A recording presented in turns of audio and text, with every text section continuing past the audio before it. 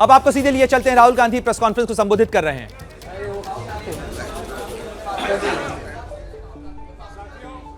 No, remove this, please. साथियों, You agree with that? शुरुआत करें। साथियों, हमारे बीच में राहुल गांधी जी आ चुके हैं, राजस्थान के मुख्यमंत्री अशोक गहलोत जी हैं, हमारे संगठन के प्रभारी श्री केसी वेणुगोपाल जी हैं और हमारे राजस्थान के प्रभारी श्री अजय माकन जी हैं। आज जैसा कि आप जानते हैं, आप बैठ जाइए पीछे प्लीज।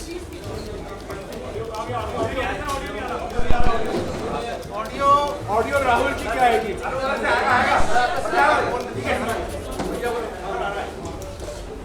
जैसा कि आप जानते हैं, आज दिल्ली में और हर एक राज्य में विशाल प्रदर्शन का आयोजन किया है कांग्रेस पार्टी ने मोदी सरकार की आर्थिक नीतियों के खिलाफ।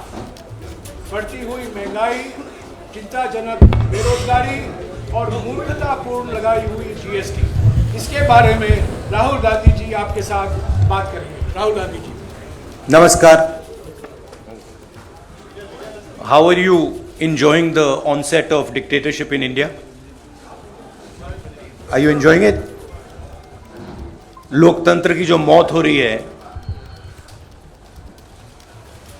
उसके बारे में क्या लगता है आपको? क्या महसूस हो रहा है कि जो इस देश ने 70 साल में बनाया उसको 8 साल में खत्म कर दिया गया है? आज हिंदुस्तान में लोकतंत्र नहीं है। आज हिंदुस्तान में 4 लोगों की डिक्टेटरशिप है। हम महंगाई के मुद्दे उठाना चाहते हैं, बेरोजगारी का मुद्दा उठाना चाहते हैं, जो समाज को बांटा जा रहा है उसके बारे में हम चर्चा करना चाहते हैं, यहाँ करना चाहते हैं, पार्लियामेंट हाउस में करना चाहते हैं। हमें ना बोलने दिया जाता है, पार्लियामेंट हाउस में हमें डिबेट नहीं करी जाती, अलाउ करी जाती है, हमें अरेस्ट किया जाता है। ये आज हिंदुस्तान की हालत है। आप सवाल पूछिए।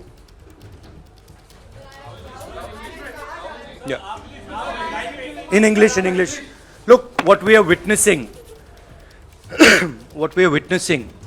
is the death of democracy. That's what India is witnessing. What India has built, brick by brick, starting almost a century ago, is basically being destroyed in front of your eyes. All of you know it. The whole of India knows it. Anybody who stands against this idea of the onset of dictatorship, doesn't matter who he is, where he comes from, which state, which religion, male, female, he is viciously attacked, put in jail, arrested, beaten up. One second. The idea is that people's issues, whether they are price rise, unemployment, violence in society, people's issues must not be raised. That is the sole agenda of the government. And the government is being run to protect the interest of 4 or 5 people, and the government, this dictatorship is being run in the interest of 2 or 3 small business, big business people by 2 people. एक minute. अरे Siddharth, 1 minute. Ashok जी कुछ बोलेंगे।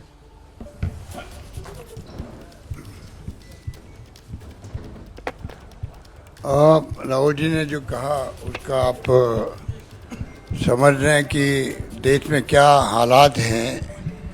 किसी ने हमने कल्पना नहीं की थी कि कभी ये वक्त भी आएगा जब डेमोक्रेसी समाप्त होते हुए देखना पड़ेगा लोगों को। जिस रूप में धज्जियां उड़ रही है संविधान की, कोई कल्पना नहीं कर सकता।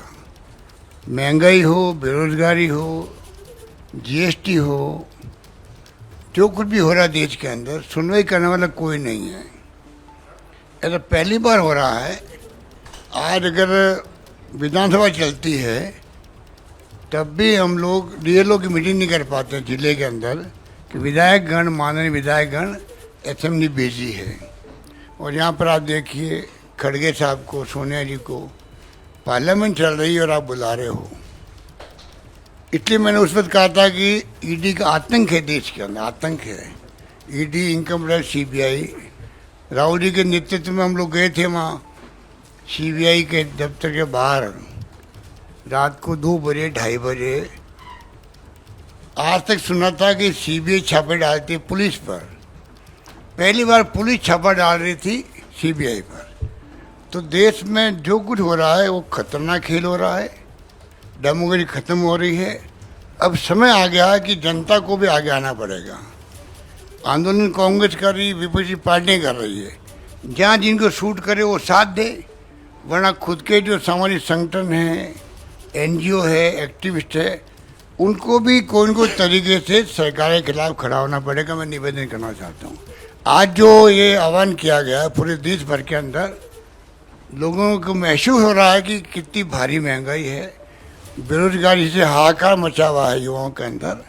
जीएसटी का जो नए कारनामे हो रहे हैं रोज़ के रोज़, वो आप देख रहे हो। तो समय आ गया कि मीडिया को भी हिम्मत दिखानी पड़ेगी।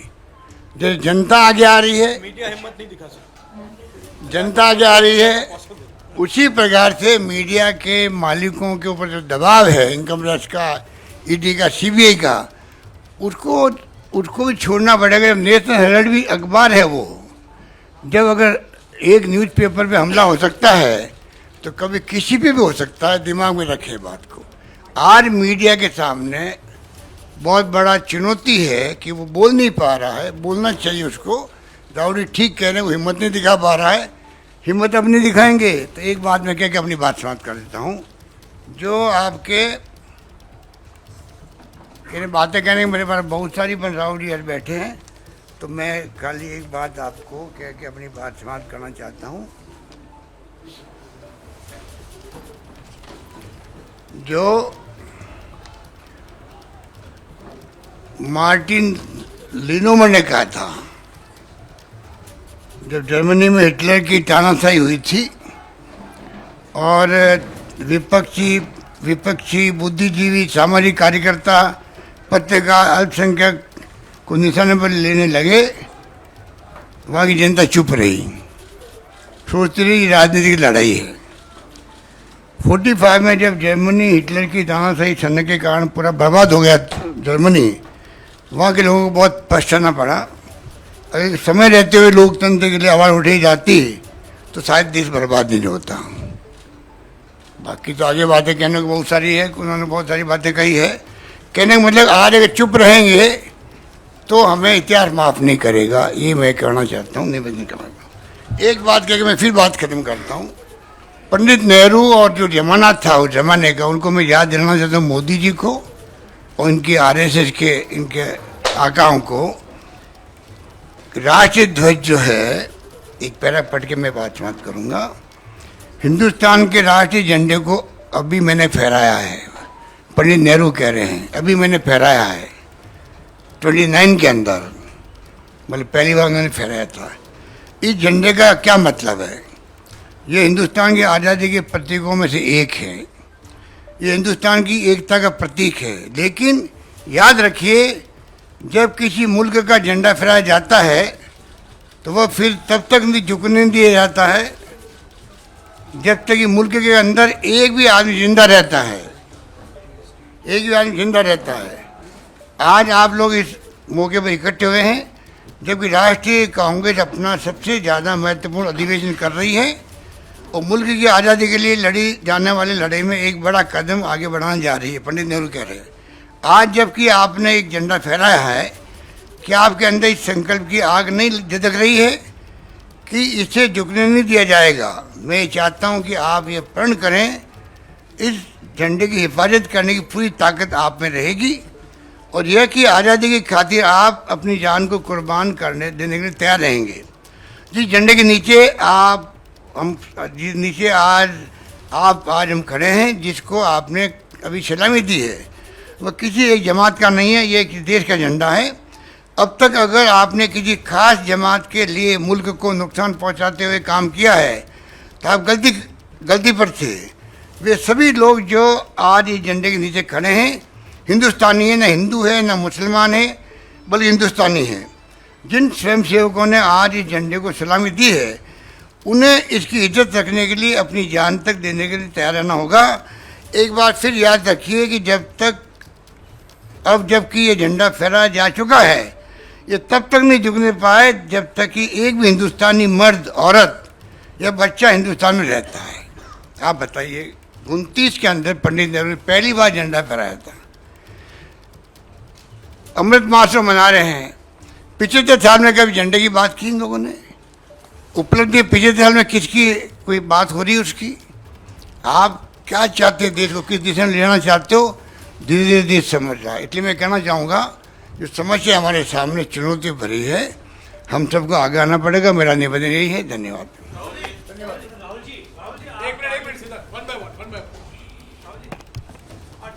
डेमोक्रेसी में जो भी टूल्स होते हैं किसी इशू को उठाने के लिए, आपने संसद में चर्चा करा दी, सरकार के कई लोगों ने बोला, उन्होंने महंगाई है मानने से इनकार किया, आपने गांधी जी की प्रतिमा के सामने प्रोटेस्ट कर दिया, आप सड़क पर हैं। क्या वजह आपको लगती है कि सरकार प्रेशराइज नहीं हो, सरकार के ऊपर दबाव नहीं बन रहा है? क्या इसलिए कि वो चुनाव जीत जाते हैं? क्या इसलिए कि जरूरत उनके साथ है? क्यों प्रेशर नहीं पड़ रहा है? करेक्टिव मेजर्स क्यों नहीं ले रही गवर्नमेंट? जैसे मैंने पहले कहा,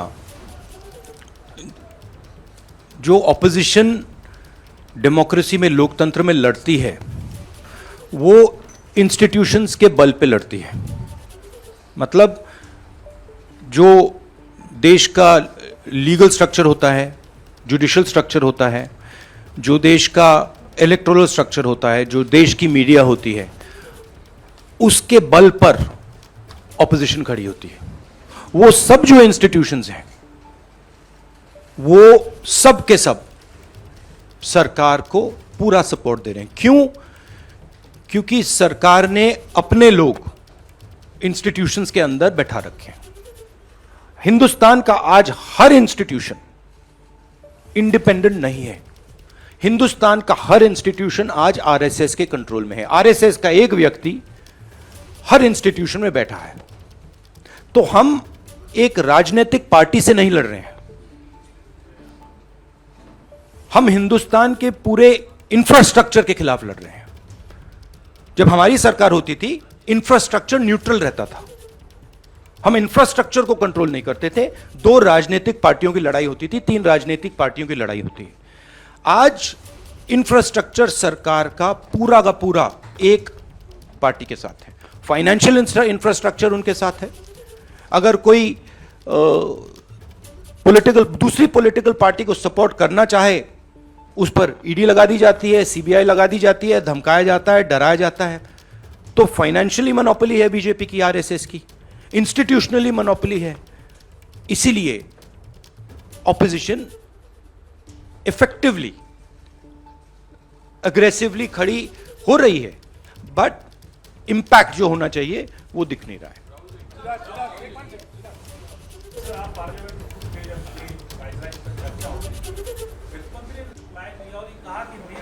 महंगाई है लेकिन उतनी नहीं है जो दूसरी सरकार के वक्त 7% इन्फ्लेशन रेट है, लेकिन this is just complete nonsense.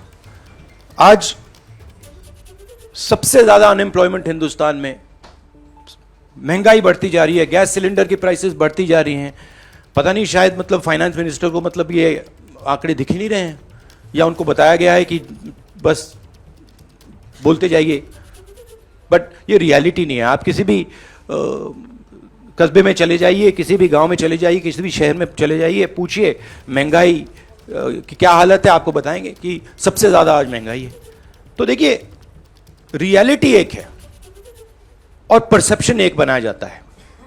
ठीक है, कहते हैं स्टार्टअप इंडिया, ठीक है, पूरा ट्रांसफॉर्मेशन कर दिया। आप मुझे दिखाओ स्टार्टअप इंडिया है कहां? स्टार्टअप इंडिया लोगों को फायर कर रहा है, निकाल रही है स्टार्टअप्स, लोगों को सड़क पे फेंक रही हैं। कोविड में हिंदुस्तान में कोई नहीं मरा, हेल्थ मिनिस्टर आपको कहेंगे कि हिंदुस्तान का परफॉर्मेंस दुनिया के सब देशों से बेहतर था। यूएन आपको कह रहा है कि 5 million people have died, Hindustan की सरकार कह रही है नहीं हुआ, वो झूठ बोल रहे हैं। गुजरात में आप जाएंगे, वहां पे मतलब लाशों के ढेर लग गए थे। गंगा में आपने देखा लाखों लोग मरे, मगर नहीं, हिंदुस्तान की सरकार कहती है यह सच्चाई नहीं है। बेरोजगारी बढ़ती जा रही है, हिंदुस्तान की सरकार कहती है सच्चाई नहीं है। महंगाई बढ़ती जा रही है, हिंदुस्तान की सरकार, उनकी जो फाइनेंस मिनिस्टर हैं, कहते हैं नहीं। पूरा कम्युनिकेशन स्ट्रक्चर उनके हाथ में।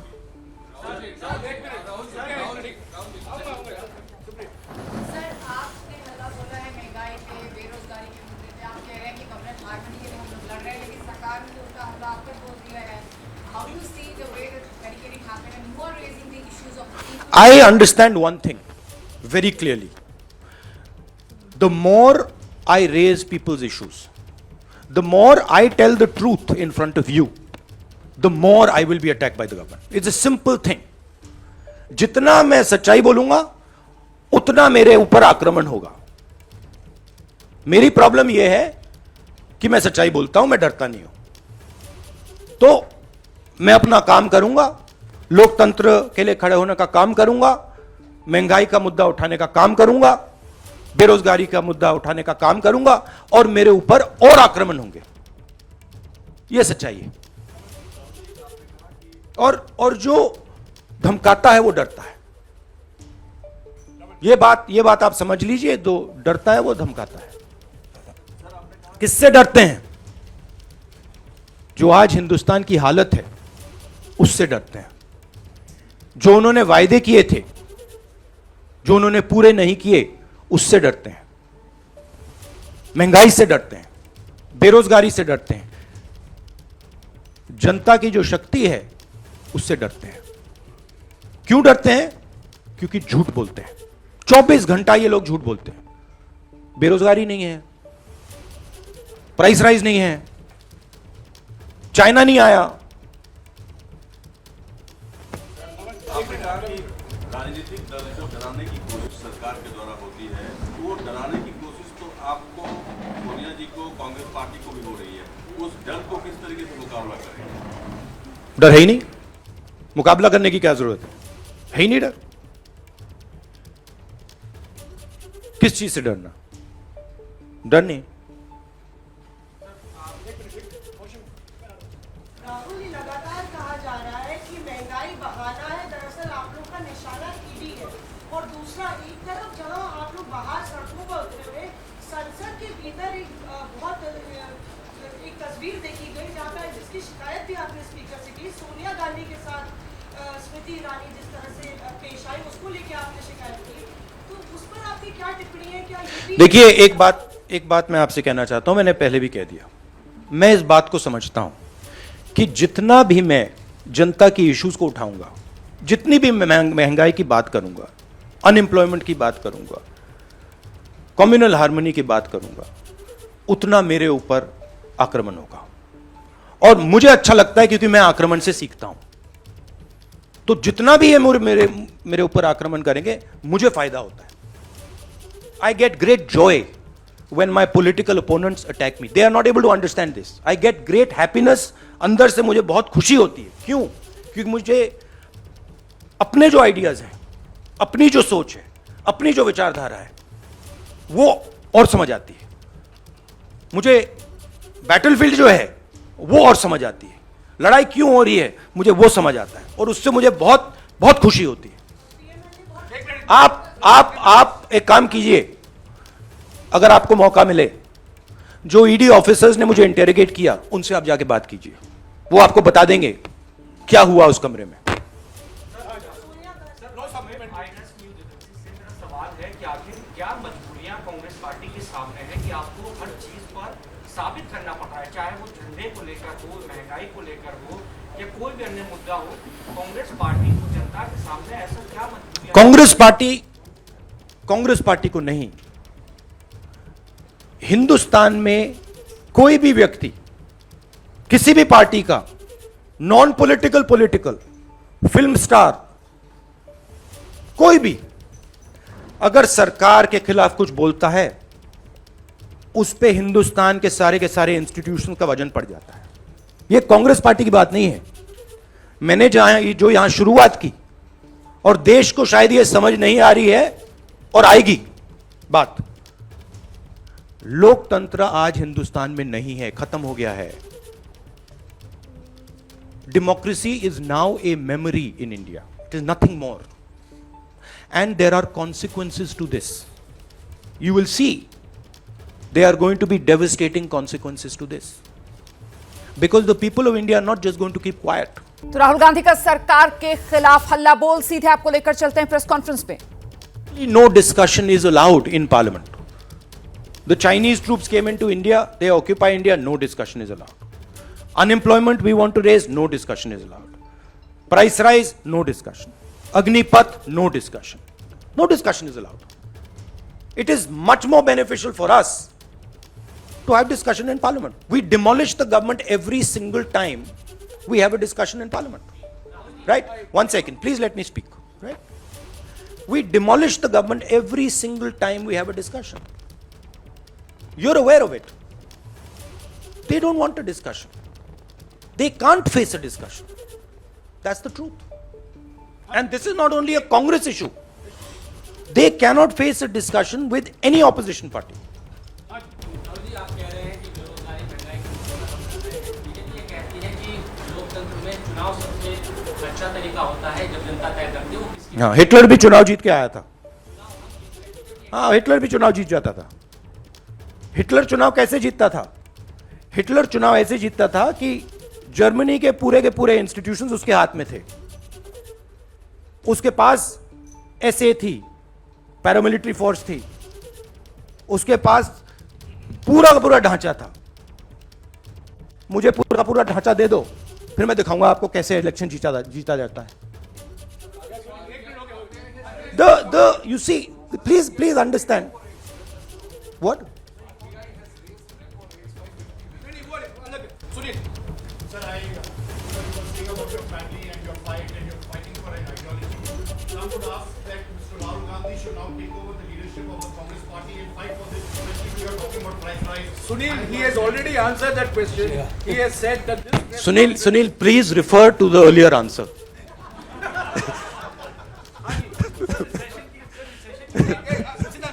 I will, please refer to that one. It is there. You can look at the video. You can look at the video nicely, and it's all there.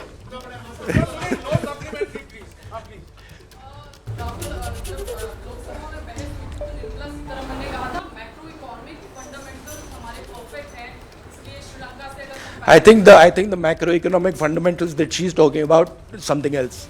I don't think the finance minister has any understanding of what is going on in the economy of India. Zero understanding, right? She is there as a mouthpiece. She has absolutely no understanding. If she had understanding, we would not be in the situation we're in, right? The entire job creation system of India has been destroyed. Small and medium businesses have been wiped out. We have a GST which is a disaster. Please go and ask any state and they will tell you this GST is a disaster, right? We have the highest unemployment in the country. Price rise across the board. And the finance minister is saying there is no problem. Fine.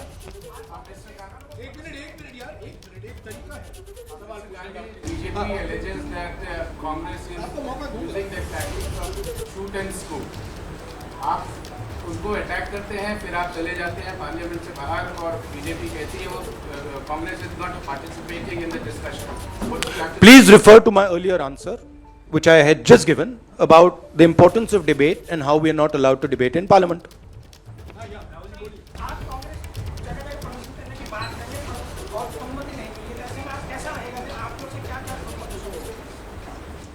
अब देखेंगे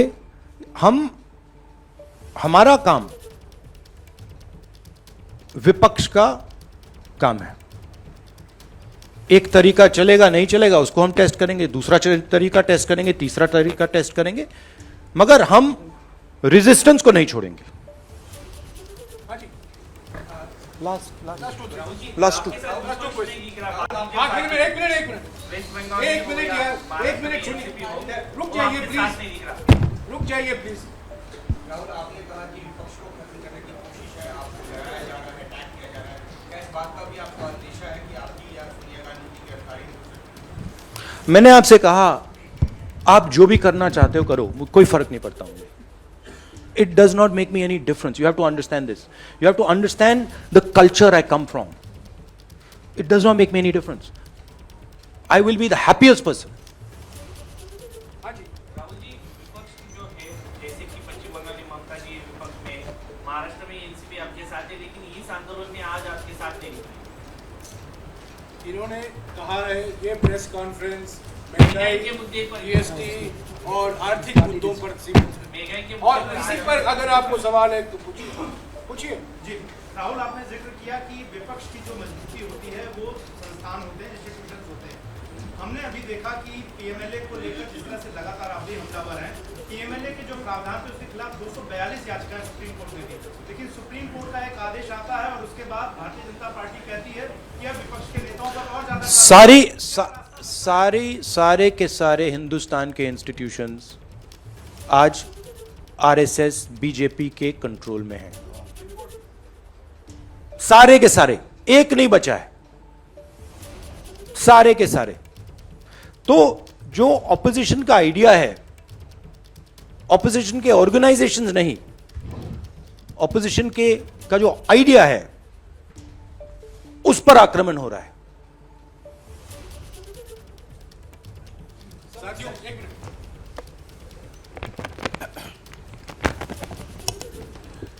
साथियों, जैसा कि आप जानते हैं, अभी 24 number Akbar road से प्रधानमंत्री निवास तक एक मोर्चा निकाला जाएगा। 11 साढ़े 11 बजे को पार्लियामेंट से राइजीना हिल तक एक प्रदर्शन होगा। ये आज का कार्यक्रम है। आज राहुल जी हमारे बीच में हैं, उन्होंने सभी सवालों का जवाब दिया है। एक तरफ एक व्यक्ति हैं जो बैठकर आपके सवालों का जवाब देते हैं, दूसरे तरफ एक व्यक्ति हैं जो 8 साल से एक भी प्रेस कॉन्फ्रेंस, एक भी प्रेस भेंट नहीं की। एक तरफ एक व्यक्ति हैं जो बिना कोई कागज के आपके सवालों का जवाब दे रहे हैं, और दूसरे तरफ एक व्यक्ति हैं जो टेलीप्रॉम्प्टर जीवी हैं। तो ये आपको साफ दिखाई दे रहा है। और जब मैं सिर्फ ये कहना चाहता हूं, जो राहुल जी ने अभी कहा, मैं उसको दोहराना चाहता हूं। सबसे मुख्य बात जो राहुल जी ने कही, मेरे विचार में, उन्होंने ये कहा, जो धमकी देते हैं वो डरते हैं, जो राजनीतिक प्रतिशोध में विश्वास रखते हैं वो डरे हुए हैं, और जो लोगों को डराते हैं और जो चर्चा से भागते हैं, जनता के मुद्दों से भागते हैं, वो डरे हुए हैं। ये उनका मुख्य संदेश है। शुक्रिया। एक बात मुझे कहनी है कि आपने जो कहा कि राहुल गांधी फैमिली जो है 32 साल से ना प्रधानमंत्री, ना मुख्यमंत्री, ना कोई पद पे रही है, तो मोदी जी क्यों डरते हैं? इसका जवाब दें।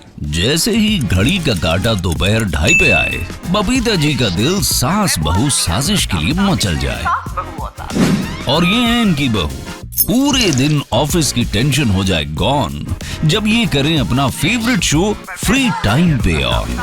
इनकी तरह आप भी देखें अपना फेवरेट शो अपने टाइम पर, और डाउनलोड कीजिए एबीपी लाइव ऐप अपने स्मार्ट टीवी पर।